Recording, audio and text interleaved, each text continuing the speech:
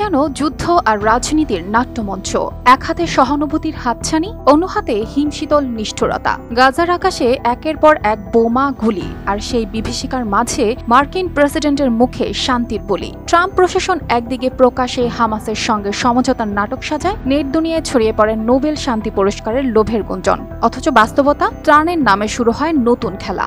ত্রাণ সহায়তার গল্পে এবার যুক্ত হয়েছে ড্রোনে ত্রাণ ফেলার অভিনব পরিকল্পনা, যেন গাজার ক্ষুধার্ত মানুষের আর্তনাদ ঠেকে যায় সহানুভূতির মুখোশে। কিন্তু সেই ত্রাণের খোঁজে ছুটে যাওয়া মানুষের বুক ঝলসে যাচ্ছে গুলিতে, তৃষ্ণার্ত, ক্ষুধার্ত, প্রাণ ঝরে যাচ্ছে রক্তাক্ত মাটিতে। এসবের পেছনে যেন লুকিয়ে আছে এক সুদূর প্রসারী পরিকল্পনা, গাজাকে ত্রাণের ফাঁদে ফেলে নিয়ন্ত্রণে আনা আর ধ্বংসস্তূপের ওপর গড়ে তোলা ট্রাম্প সিটি। এজন্য ট্রাম্পের মানবিকতার মুখোশ আর কূটনীতির নতুন এক নাটক, যেখানে সাপও মরছে না, লাঠিও ভাঙছে না। এই ভয়াবহ দৃশ্যকল্প উঠে এসেছে হিউম্যান রাইটস ওয়াচের সাম্প্রতিক এক প্রতিবেদনে। এতে বলা হয়, গাজায় যুক্তরাষ্ট্র সমর্থিত সহায়তা কেন্দ্রগুলোর বাইরে প্রতিদিনই ইসরায়েলি সেনারা গুলি চালাচ্ছে অসহায় বেসামরিক মানুষের ওপর, যারা এসেছে শুধু খাবারের খোঁজে। গাজা হিউম্যানিটেরিয়ান ফাউন্ডেশনের কার্যক্রম শুরু হয় মে মাসের শেষ দিকে। যুক্তরাষ্ট্রের সামরিক ঠিকাদার ও ইসরায়েলি বাহিনী মিলে গাজায় 4টি কেন্দ্র পরিচালনা করছে, যাদের উদ্দেশ্য জাতিসংঘের ত্রাণ ব্যবস্থাকে পাশ কাটিয়ে নতুন মানবিক প্রচেষ্টা করে তোলা। কিন্তু সেই প্রচেষ্টার মুখেই এখন লেগে আছে রক্তের দাগ। শিয়া বাটার ও ভিটামিন ই সমৃদ্ধ লিলি হালাল বিউটি সোপ, তারুণ্যময় উজ্জ্বল ত্বকের জন্য।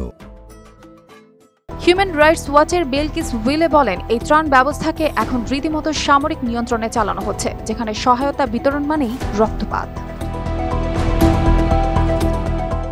এএফপি ও সিভিল ডিফেন্স সদস্যরা জানিয়েছেন, মানুষ যখন খাবারের আশায় ভিড় করছে, তখন গুলির শব্দ ছড়িয়ে পড়ছে চারদিকে, চোখের সামনে লুটিয়ে পড়ছে জীবন। মাত্র 2 মাসে 27 মে থেকে 31 জুলাইয়ের মধ্যে অন্তত 859 জন ফিলিস্তিনি নিহত হয়েছেন শুধু এই সহায়তা কেন্দ্রগুলোর আশেপাশে, যাদের বেশিরভাগই ইসরায়েলি গুলিতে প্রাণ হারিয়েছেন।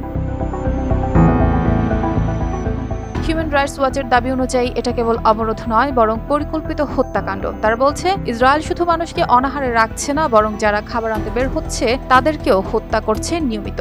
এই প্রতিবেদন সম্পর্কে ইসরায়েলি বাহিনীর কোনো আনুষ্ঠানিক প্রতিক্রিয়া এখনো মেলেনি এবং যুক্তরাষ্ট্রের তরফ থেকে এখনো নেই কোনো আত্মসমালোচনা। অর্পিতা জাহান, RTV।